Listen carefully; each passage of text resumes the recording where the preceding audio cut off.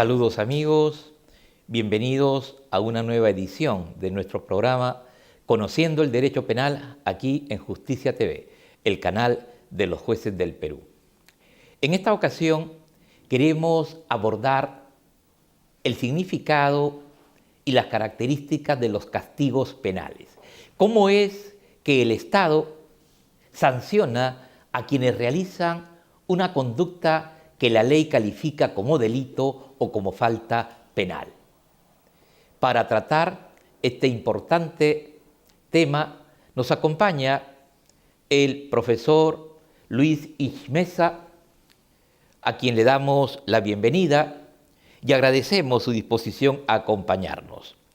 Él es profesor de Derecho Penal en la Universidad San Martín de Porras, ha publicado un importante libro sobre la pena de inhabilitación y la pena de multa y ha de hablarnos sobre esas diferencias que podemos señalar existen entre las sanciones penales que contempla nuestra legislación. Sobre todo nos va a decir qué son las penas, qué son las medidas de seguridad, a quienes se aplican, qué diferencias existen entre estas y cuáles son, a su vez, las que motivan mayor utilización por parte de los tribunales penales. Doctor Ichi, nuestra primera preocupación. ¿Todos los delitos tienen igual tipo de sanción o hay diferencias? Muy agradecido por la gentileza y la invitación, doctor Prado, acá a mi casa, al Poder Judicial, ¿no?, donde he trabajado más de 15 años. Y bueno, le agradezco por un tema tan importante vinculado al tema de las consecuencias jurídicas del delito, ¿no? Respondiendo concretamente a su pregunta, el Código Penal regula distintas clases de penas y con relación justamente a esos hechos punibles a los cuales usted ha hecho referencia, al delito y a las faltas.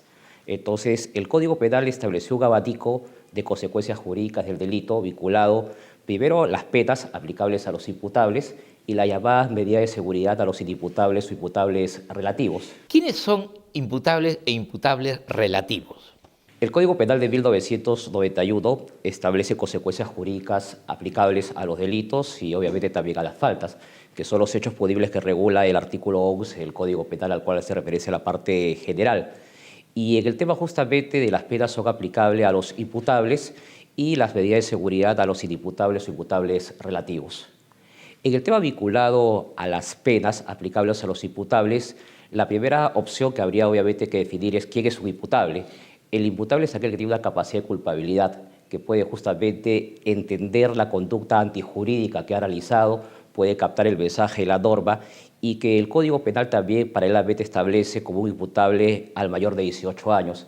Estos criterios vinculados a la capacidad de comprendimiento, de comprensión de la conducta antijurídica, de la mayoría de edad, ha sido inclusive establecido por la Corte Suprema en un acuerdo plenario, vinculado justamente a la llamada imputabilidad relativa, a la imputabilidad que establece el Código Penal, y justamente ellos son los destinatarios de las penas aplicables en el artículo 28 del Código Penal. El Código Penal en el artículo 28 establece un abanico de 4 clases de penas: las penas privativas de libertad, la pena restrictiva de la libertad, las penas limitativas de derecho y la pena de multa, sin dejar de lado que se incorporó posteriormente un artículo 29A, una suerte de una pena alternativa que es la pena de vigilancia electrónica personal. En tanto, las medidas de seguridad son aplicables a los inimputables o imputables relativos, aquellos que no tienen una capacidad de culpabilidad absoluta o relativa, que no pueden comprender a cabalidad el contenido de la conducta antijurídica que ha realizado, bien porque tienen anomalías psíquicas, grave alteración de la conciencia, o lo tienen de manera relativa, para el cual justamente el legislador estableció en el artículo 71 dos clases de medidas de seguridad, el llamado internamiento y el llamado justamente tratamiento ambulatorio.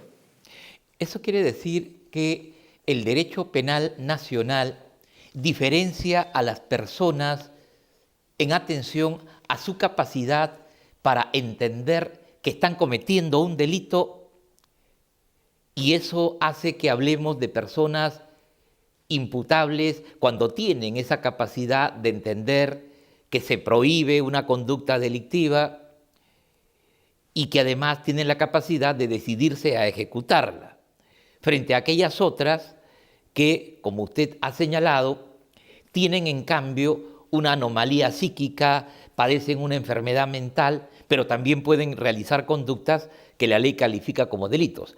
A ellas no se le aplican penas, sino medidas de seguridad. Estas medidas de seguridad, ¿qué tipo de diferencia esencial podríamos señalar que tiene en relación a las penas? Correcto. Muchas gracias por la pregunta. Primero, señalarle, obviamente, el marco quizás introductorio que usted realizó. Lo que reprime el derecho penal son hechos punibles. Son conductas o comportamientos humanos que en clave del legislador son los llamados delitos y faltas, acciones o omisiones dolosas o culposas penadas por la ley. Cuando hablamos, perdone, dolosas, hablamos de intencionales. Hablamos concretamente de la intención, ¿no? Conciencia, conocimiento, voluntad y querer desde un punto de vista de un dolo clásico, ¿no? Así entendido. Entonces, en palabras coloquiales, palabras sencillas, es cuando el agente tiene la intención de cometer un hecho punible, bien sea un delito o bien sea una falta en el tema particular. Esa intención es la que falta en los inimputables. En los inimputables hay que justamente acá poder tener bien claro, ¿no? Hay dos tipos de medidas que se aplican a estas personas que no tienen una capacidad de culpabilidad a totalidad. Primero, los que no entienden totalmente nada, obviamente que son los inimputables, ¿no? Que no pueden entender, como usted bien dice, el carácter o comportamiento antijurídico de su conducta. Y para ello justamente el fundamento de la represión o quizás justamente la intervención del derecho penal se basa en un estado de peligrosidad. ¿Qué cosa quiere decir eso? Obviamente que la medida de seguridad es una consecuencia jurídica también de un delito que se aplica justamente a un inimputable que no puede entender totalmente, o imputable relativo que puede entender a cabalidad parcialmente, que justamente ha cometido un hecho punible. Entonces, y esto se justifica porque justamente existe un estado de peligrosidad de que pueda volver a cometer nuevamente una conducta antijurídica. Un caso de inimputable al cual le aplicamos una medida de seguridad es el enfermo mental, el enajenado, diríamos en términos coloquiales. A esa persona se le aplica, por ejemplo, ¿qué tipo de medida de seguridad? Se le aplica justamente un internamiento en los términos que regula el artículo 72 del Código Penal. Entonces, acá la idea bien clara del legislador es que el agente no va a ir a un centro carcelario. Lo que tiene que ir es justamente a un centro de rehabilitación, de readaptación, y eso justamente con la finalidad que persigue justamente esta clase de consecuencia jurídica, ¿no? Que es el tratamiento terapéutico, el tema justamente de poder ir midiendo el grado de recuperación que tenga o no, no en un centro carcelario, sino en un centro hospitalario, un centro de atención con fines terapéuticos y de custodia. O sea, un hospital psiquiátrico, por ejemplo. Un hospital psiquiátrico especializado que lo pueda tratar. Y es un tema bastante importante, mire usted, porque durante mucho tiempo, y eso de la experiencia acá en la labor en el Poder Judicial durante muchos años, en algunos casos los magistrados colocaban este tipo de medidas de seguridad en un centro carcelario y que no es la finalidad justamente de la medida. La medida lo que busca es justamente poder hacer un seguimiento, un tratamiento terapéutico a estas personas para que pueda o bien controlarse o ver cómo va evolucionando esta disfuncionalidad que tiene para evitar que sea un estado peligroso en la comisión de un hecho delictivo.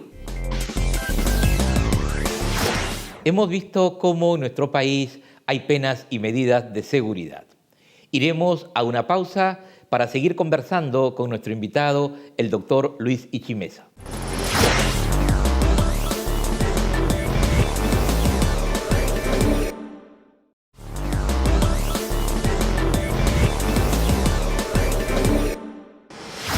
Ahora bien, hemos hablado de las penas, variedad de penas, entre ellas por la problemática que conocemos existe en nuestras cárceles, el hacinamiento de la población que señalan algunos está bordeando ya las 100.000 personas.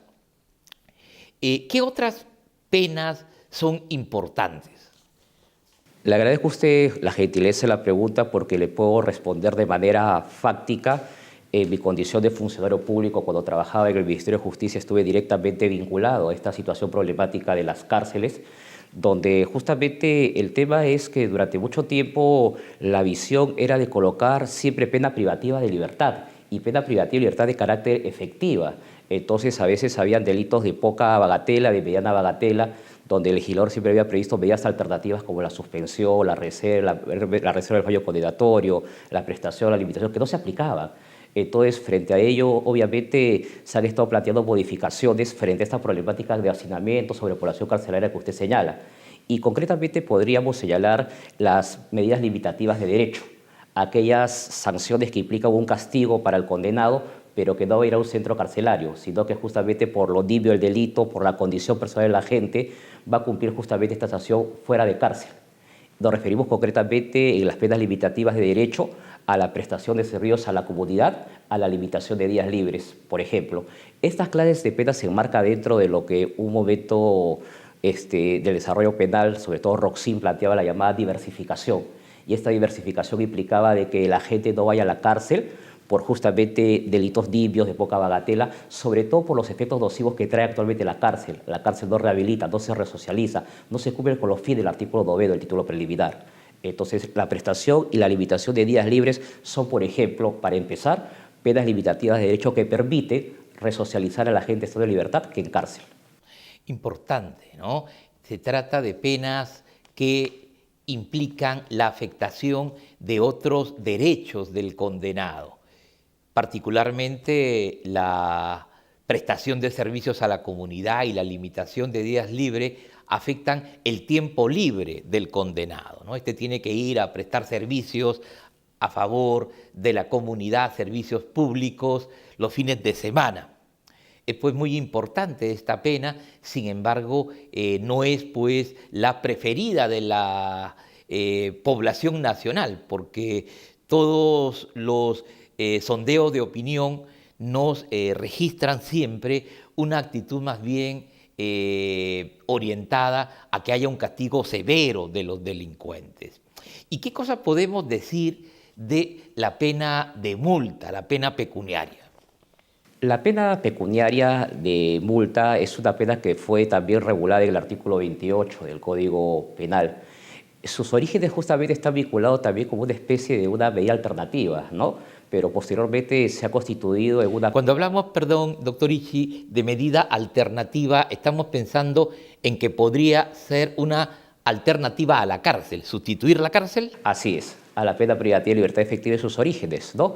Obviamente porque se evitaba justamente los efectos contrarios de resocialización, rehabilitación que traía un centro carcelario, pero posteriormente fue incorporado como una pena conjunta, como una pena principal, y hoy en criterios de necesidad y merecimiento de pena se coloca justamente a delitos vinculados donde hay de por medio un tema económico o afectación justamente al erario estatal. Me refiero concretamente al tema, por ejemplo, de los delitos de administración pública, que fueron introducidos con la 30.111, ¿no? Eso es importante, es decir, que la multa viene a ser un castigo al excesivo afán de lucro que el delincuente expresa en la comisión de un delito. Igualmente, la multa resulta ser una sanción que ya no afecta a la libertad, pero sí la capacidad de disposición del patrimonio, de la renta, el dinero que recibe el condenado por la actividad laboral que desempeña. ¿Se aplica bien la multa en el Perú? No, su aplicación jurisprudencial ha tenido bastantes distorsiones por parte de los operadores de justicia, ¿no? Primero porque no se entiende el sistema, ¿no?, de días multa o de los DAFBOC, ¿no?, que eso es su antecedente sueco que sigue el legislador.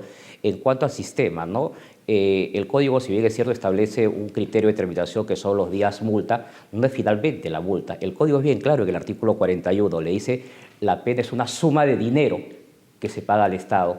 Por ende, la operación final que debe llegar al magistrado es a esa suma de dinero. ¿Qué pasa si un condenado a la multa no paga la multa? El tema es bastante claro, ¿no? La multa es una suma de dinero que se paga a favor del Estado. Entonces, el Estado no puede ser justamente, no puede cobrar esa creencia que es una consecuencia jurídica del delito. Por lo tanto, la multa queda impaga, ¿no? Y ahora, justamente con las últimas reformas legislativas, si no se cumple o no se satisface las consecuencias jurídicas del delito, tanto las penas como la reparación civil, no hay una rehabilitación del condenado. Sí, o sea, si no paga la multa, el condenado puede ir a prisión. El tema es ver lo que establece el artículo 56 del Código Penal. El Código establece justamente dos tipos de posibilidades, ¿no?, en el tema concreto, porque puede ser que el condenado devenga insolvente. Entonces, el Código da la posibilidad de poder convertir esa pena de multa en atención a determinados criterios o una clase de penas. prestación de derechos a la comunidad, por ejemplo. Pero si el condenado de manera, digamos, se coloca, ¿no?, profesamente en esa situación de no querer pagar la pena de multa, a yo también le puedo reconvertir en una pena privativa de libertad de carácter efectivo. Iremos ahora a unos mensajes para continuar analizando aquellas penas de mayor trascendencia como la cadena perpetua.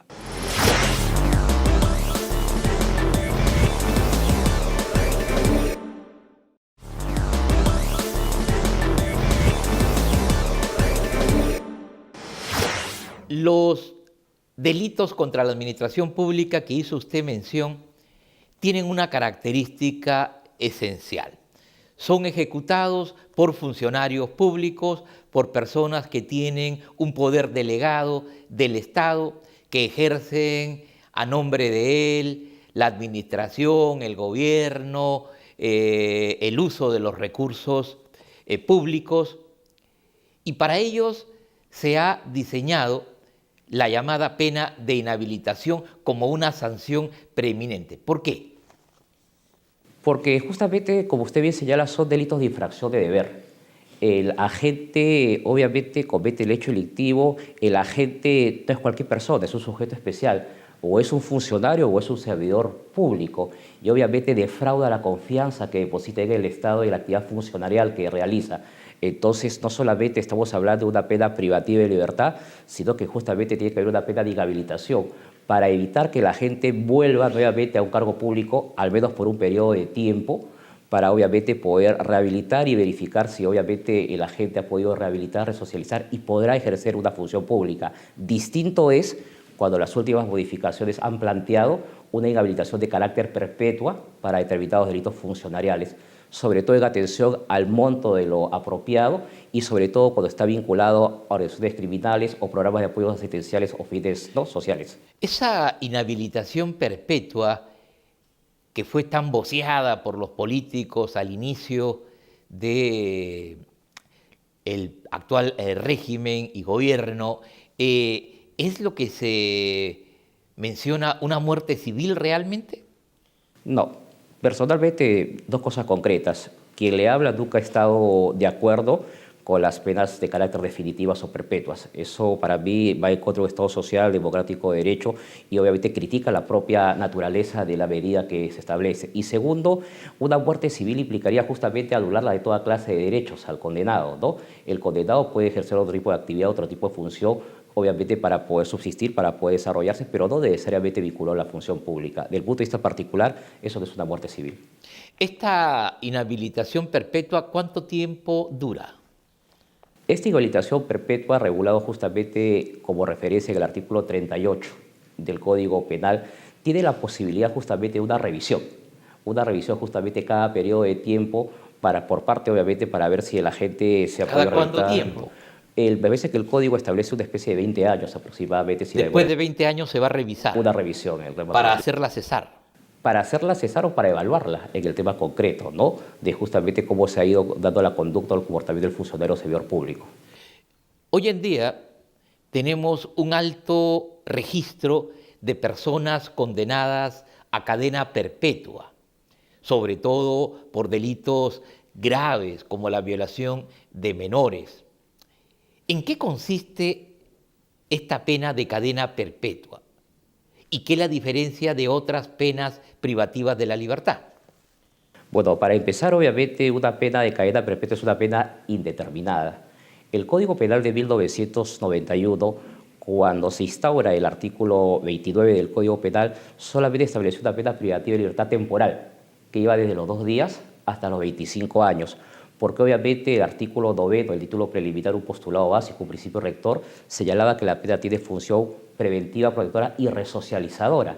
Entonces la finalidad de la pena era resocializar a la gente, que se pueda reinsertar a la sociedad. Sin embargo, inmediatamente al año después, en el año 1992, se introduce justamente una pena de cadena perpetua, una pena de carácter indeterminada, obviamente que rompía con esos fines resocializadores que planteaba la noción preliminar del Código Penal de 1991, y su recorrido ha sido bastante crítico dentro del derecho nacional porque ha tenido 7 cambios legislativos. Después, obviamente, se estableció una pena temporal y una pena indeterminada, de 2 días hasta 35 años y una pena indeterminada, y en algún momento ni siquiera tuvimos artículo 29 porque fue declarado inconstitucional. O sea, tenemos dos tipos de penas privativas de libertad, una temporal que dura de 2 días a 35 años y otra que es la cadena perpetua que no tiene límite de duración. ¿Eso quiere decir que la persona va a salir de prisión cuando muera?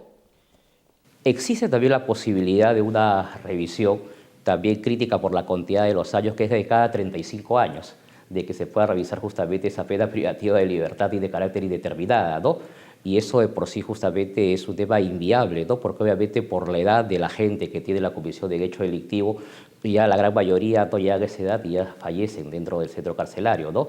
Entonces prácticamente es como si fuera una medida de carácter simbólica, ¿no? Para poder decir, oiga, por si acaso hay la posibilidad de revisión, ¿no?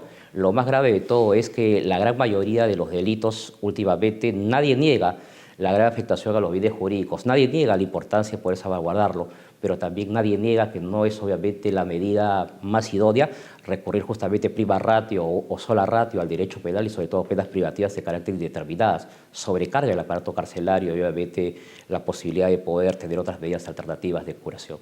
Consideramos que esta problemática de las penas, su extensión, tienen un significado muy especial para la población. A diario vemos nosotros cómo la inseguridad ciudadana se proyecta en las calles. Ya no hay pues una sensación de tranquilidad en los transeúntes, ya ni siquiera llegando al propio domicilio hay la certeza de que uno no va a ser víctima de un robo, de una agresión. Y las penas, como nos ha dicho el profesor Luis Ichi, son bastante severas. Pueden llegar a 35 años, hay cadena perpetua. ¿Qué está pasando entonces? ¿Por qué es que nuestra población tiene que afrontar todavía ese alto nivel de riesgo de ser víctima de delitos pese a la existencia de penas tan graves? ¿Cuál es su opinión? Gracias por la pregunta. Es que, doctor, de un punto de vista particular, la mejor solución a un problema criminal no es recurrir solamente al derecho penal. Entonces, como parte de una política de un populismo punitivo que ya señalaba Elena Larrauri en España, lo que la población a veces quiere y nos hemos acostumbrado es que cuando hay un delito violento, un delito grave como violación sexual de menor de edad, se busca obviamente lo que siempre se ha vendido por parte del legislador o por parte justamente del político, ir a lo más severo. Si hubiera la posibilidad de aplicar pena de muerte, usted es seguro que se aplicaría la pena de muerte, pero recurre justamente a la pena de cadena perpetua. Es un derecho penal simbólico. La gente va a dormir tranquila ese día, pero al día siguiente, como usted bien señala, la violación sigue cometiéndose, el feminicidio sigue cometiendo, la corrupción de funcionarios sigue cometiendo. El problema no es un problema aislado, es un problema sistémico. Y es un problema que justamente los otros operadores del Estado, los otros controles sociales tienen que entrar a tallar, recurrir de frente al derecho penal, recurrir de frente justamente a la pena y sobre todo a la pena indeterminada, no es la mejor solución. Es más, ocurre a veces, como en algún momento usted señalaba, un efecto boomerang, ¿no? Justamente cuando uno aplica penas más severas, la delincuencia es mucho más severa. Entonces el delincuente va de frente a matar, va de frente a agredir, porque sabe que obviamente su final va a ser una pena de cadena perpetua dentro de la cárcel. Entonces, desde un punto de vista particular, como usted me pregunta, las penas indeterminadas, la pena de cadena perpetua no es la mejor solución para un problema criminal. Y eso es obviamente hay que dejarle claro a la población. Todos formamos parte de un sistema y cada uno tiene que poner su mejor esfuerzo. No solamente los operadores, sino también la misma población, educarse. El problema justamente es un problema de valores, de educación. Un país que quiere justamente salir adelante, un país que quiere disminuir la criminalidad, justamente se enfoca directamente en una educación, en valores. Ahí está la clave, personalmente hablando, para justamente poner un coto a esta delincuencia y violencia. Completamente de acuerdo, creo que ese es el camino que hay que seguir. Bien, mis amigos, hemos llegado a la parte final de nuestro programa. Nuestro agradecimiento a nuestro invitado, el doctor Luis Ichi Meza, quien nos ha ilustrado sobre los castigos penales. Los invitamos a una nueva edición de Conociendo el Derecho Penal, siempre aquí, en Justicia TV, el canal de los jueces del Perú.